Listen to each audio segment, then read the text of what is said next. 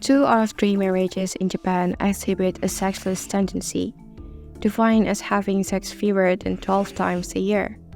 Across all age groups, 43% of married couples are in sexless marriages.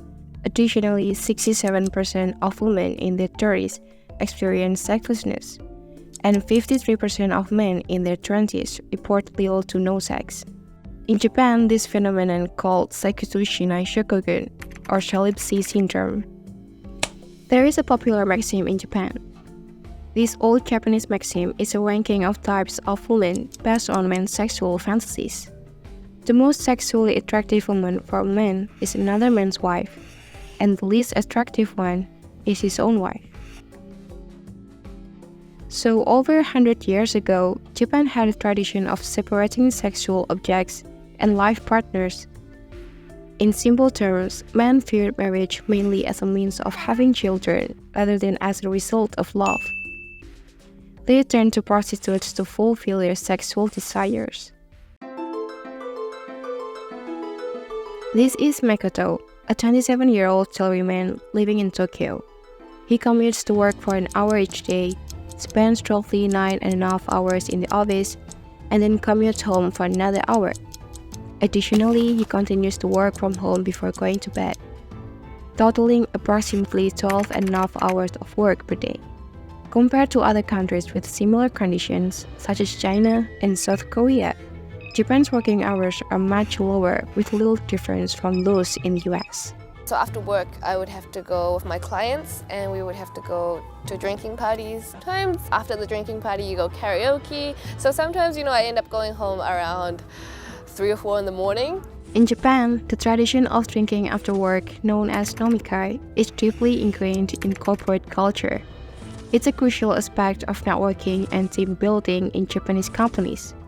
People often use this time to share stories and jokes, and the atmosphere is often lively, with laughter and casual conversation. And there's also this thing called nijikai, like after the first dinner, you have to go to like a second nomikai and then a third nomikai. Even if you don't like it, you had to drink with your boss. What are the consequences if you don't attend?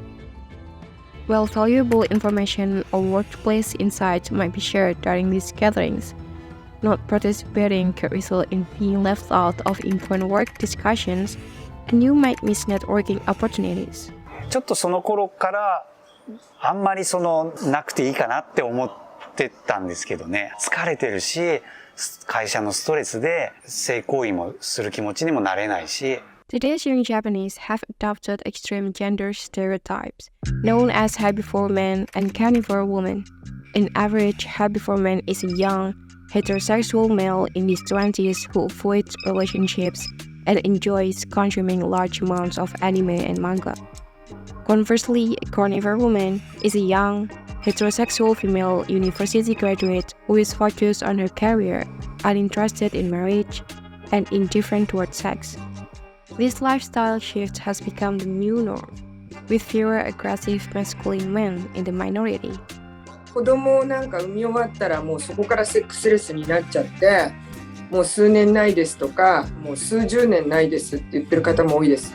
もう熟年になってくるとお互いがしたくないっていう風な域に入ってきますけど。These young men, they are making much less money than the previous generation. So that then still the women are looking for similar level of economic strong and capabilities. From the economic structure, it's just simply not possible. For modern Japanese youth, relationships are challenging. Casual sex is scandalous, and homosexuality is seldom discussed. Nevertheless, they have found alternative ways to express their sexuality, notably through new forms of erotic anime, manga, and video games.